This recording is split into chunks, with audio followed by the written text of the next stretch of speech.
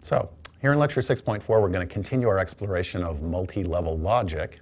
What we know is that the algebraic model simplifies our Boolean equations and makes it possible for us to do algebraic division, by which we can divide one Boolean equation by another so that we can do some factoring. But one of the questions that we don't have an answer for yet is, where should we go look to try to find the interesting factors of a complicated set of Boolean equations? And it turns out that the algebraic model offers a beautiful, insightful, and simple answer. The algebraic model actually has a deep structure. There are some interesting foundational parts of Boolean equations represented in the algebraic model, and those foundational parts are called kernels and co-kernels. And it turns out that kernels and co-kernels are where all the action is in a multi-level Boolean logic network. So in this lecture, we're going to explore the basic structure of and definitions of kernels and co-kernels in multi-level logic. So where do we look for good divisors in a big, complicated network? And surprisingly, the algebraic model has a beautiful answer. It's one of the more reasons we like it. It has just this surprising and elegant, deep structure. So where do you look for the divisors of a function, f? And the answer is in the kernels of f. So this is denoted k of f. This is the set of these Boolean expressions called kernels. It's pronounced like colonel in a military, like captains and generals. It's spelled with two E's. So remember that. Depending on your language, you may be interested to try Kernal, which is wrong. This is kernel, two E's. K of f, the kernels of f, is another set of two-level sum of product forms, which are the special foundational structure of any function f being interpreted in the algebraic model. That's a pretty big statement, so we're going to have to defend that one. How do you find a kernel k element of the kernels of f? Well, you algebraically divide it by something else called a co-kernel. And I'll just say, wow, boy, there's just a lot of new math here and a lot of new concepts. Let's go develop these ideas because they're actually lovely and practical. So let's just talk about what these things are. The kernel, or a kernel, of a Boolean expression f is a cube-free quotient k obtained by algebraically dividing f by a single cube. And that single cube C has a name. It's called the co-kernel. So on the left-hand side of this diagram, I've just got basic algebraic division. You give me f, I divide d into it, and I get a quotient q. I am drawing this like long division, like how you learned to do division when you were like, I don't know, 8 years old, 10 years old. You take f, you divide it by d, you get a quotient q, and you get a remainder r. F is d times q plus r. Well, what is the kernel? If you take f and you divide it by one cube, right, a single cube, a single product term, ABC or PQR or, XXTZ, something like that. If you divide expression f by a single cube, when you look at the quotient, if the quotient is cube-free, then you have found a kernel. So we need to explain what cube-free means.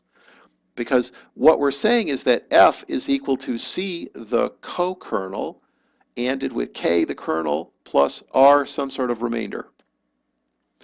So cube-free is really very simple. It means that you cannot factor out a single cube, which is to say a single product term divisor that leaves no remainder.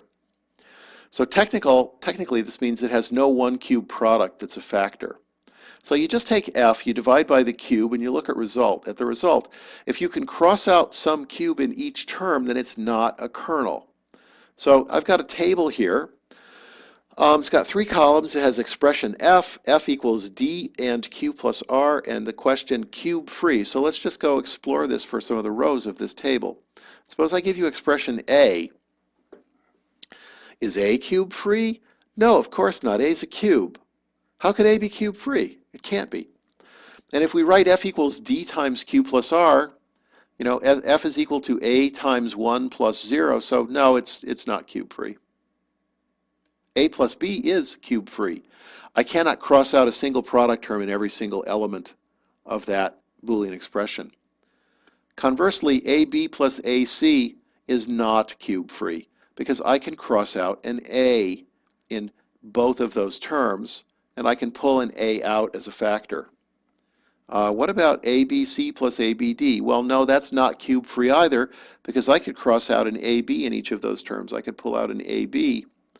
I'd get C plus D, and I'd have 0 as a remainder. What about AB plus ACD plus BD? Yes, that's actually cube-free. You can stare at that for a long time, but you're not going to be able to pull out a single cube and simply pull it out in front and write an equation like the above two lines. So cube-free just means you can't cross out the same product term in every single element of the sum of products form. It's as simple as that. So let's look at some kernel examples. The kernels of a function f are k of f. Suppose f is abc plus abd plus bcd. I've got another table here. I've got a divisor cube d. I'm going to divide d into f. Right, so f is d times q plus r, so we're just going to write it in that form. And then I'm going to ask, is the quotient a kernel? Okay, is q a kernel of f? So what if I took f and divided it by d? Well, then I'm just, divided by d equals 1. Well, this is not very exciting. I'm going to get f back again, and it turns out in this case f actually is not cube-free. It's got an AB in every single term. Sorry, it's got a B in every single term. It's got a B, got a B, got a B.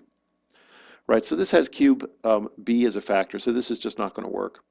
What if we took divisor cube A and divided that into F? What would happen? Well, it turns out I would get A for the divisor cube D, and Q would be BC plus BD, and it again has a common cube, B, in every term, and so it's not cube-free. So no luck. What happens if I divide f by b? Oh, well then, it turns out I get AC plus AD plus CD. Yes, that's a kernel. AC plus AD plus CD is a kernel. Why? Because I divided f by 1 cube, co-kernel B, and I got something that was cube-free. Simple as that. What about if I divide it by AB? Yes, again. If I divide it by AB, AB is a cube, so the co-kernel is AB, and the thing I get, C plus D, is cube-free. I can't cross out a product term in every single element. And you could just keep doing this as long as you want, but that's the basic idea. So one of the things to take away from this immediately is that any Boolean function f can have many different kernels. But why are they important? And secondly, how do I compute them if it is actually true that they are important? Well, let's start from the first reason. Why are they important? They're important because of this very famous theorem, the Brayton-McMullen theorem, from a paper by Bob Brayton and Curtis McMullen way back when. Expressions f and g have a common multiple cube divisor d if and only if, and this is important, there are kernels K1, which is a kernel of f, and K2, which is a kernel of g, such that when you intersect those two kernels, and that's just a sum of products formed with common cubes in it, the resulting d is an expression with at least 2 cubes in it. So that sounds very technical. It makes a lot more sense if I draw a picture. All right, so here's a nice little picture. Why do I care about the Brayton-McMullen theorem? Because it says in words that the only place to look for multiple cube divisors is in the intersection of kernels. That is a very powerful statement because it says there is one and only one place to go look for divisors of a bunch of complicated Boolean functions expressed in the algebraic model, and that's in the intersections of their kernels. It's if and only if. There is no place else. So suppose f was some Boolean function in algebraic form and g was some Boolean function in algebraic form.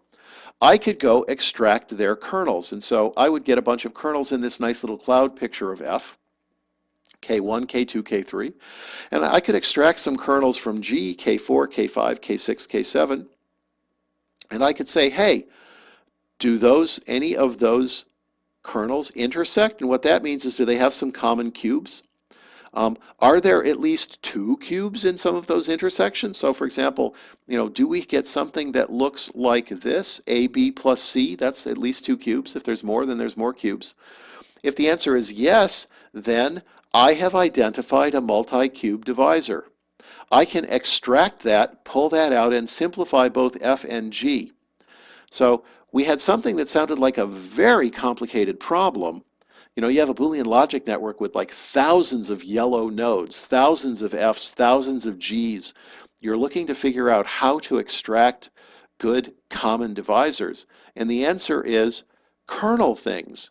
Kernel F, kernel G. Ask if when you intersect them you can see something there that has at least two cubes in it. If so, hey, you found a divisor. And the only way to find a divisor is this way. There are no other divisors. It's a beautiful, powerful, and as it turns out, practical result. So this is a little concrete example that sort of shows informally why this thing works. Suppose f is a Boolean function and it's got kernel 1, right? And so what we know is that there's a cube which is a co-kernel ANDed with kernel 1 plus some remainder that makes f. And similarly, g has a kernel called kernel 2. So there's some cube called cube 2. You AND it with kernel 2 and you OR in the remainder and that makes g. Well, I can rewrite those things. So let's just take kernel 1 and kernel 2 and say, all right, look, kernel 1 is x plus y plus stuff 1. And x and y, I'm just arbitrarily making this stuff up. Those are some common product terms. And g, similarly, cube 2 times x plus y plus some different stuff 2, plus a remainder. And again, x and y are just some product terms. I could do a little Boolean algebra. I could pull out the x plus y and say, oh, f is cube 1 times x plus y plus, and then I'm just doing the Boolean algebra, cube 1 times stuff 1 plus remainder 1. So this is just, a little simple algebra. And similarly, g is cube 2 times x plus y plus some other complicated stuff. And what I have discovered here is, oh, look, I took kernel 1 from f and kernel 2 from f and I intersected them. And what did I find? I found two common cubes, x and y. And so kernel 1 intersect kernel 2 is x plus y, and now I can extract d as x plus y, and f is now cube 1 times d, g is cube 2 times d, plus some other stuff. It got simpler, right? There's less stuff inside the f and the g nodes because I've pulled d out. And what Brayton McMullen says is this is the only way this happens. The only place to look for these multiple cube divisors is in the intersections of their kernels. And this is just a more concrete example. So suppose f is AE plus BE plus CDE plus AB. It's got a kernel K of f of A plus B plus CD with co-kernel E. It's got a B plus E kernel, co-kernel A. It's got an A plus E co-kernel, A plus E kernel, co-kernel B. And it's got the original function with a co-kernel of 1. And similarly, on the right-hand side, G is AD plus AE plus BD plus BE plus BC. It's got kernels A plus B, which turns out to be something you can get with either D or E. It's got a kernel D plus E, which turns out to be something you can get with either A or B as the co-kernel. It's got a kernel D plus E plus C with co-kernel B, and then again, it's got its own self, which happens to be a kernel with co-kernel 1. If you intersect the AB plus CD kernel of F with the A plus B kernel of G, you get A plus B. That's an intersection of kernels. That is a workable multi-cube divisor. We can consider using that for both of those functions. That is an amazing result, because in a real Boolean logic network, you could have thousands of Boolean network nodes. Okay? And if you're trying to think to yourself, wow, where do I go look for divisors that can actually have some impact on the number of literals in this network? It seems a big, complicated problem, and the answer is no. I know exactly where to go look.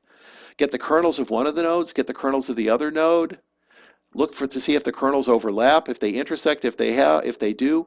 Wow, you have found yourself good divisors, right?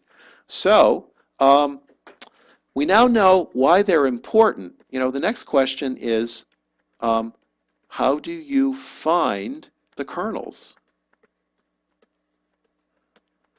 Well, there's an algorithm. Let's go look at that next.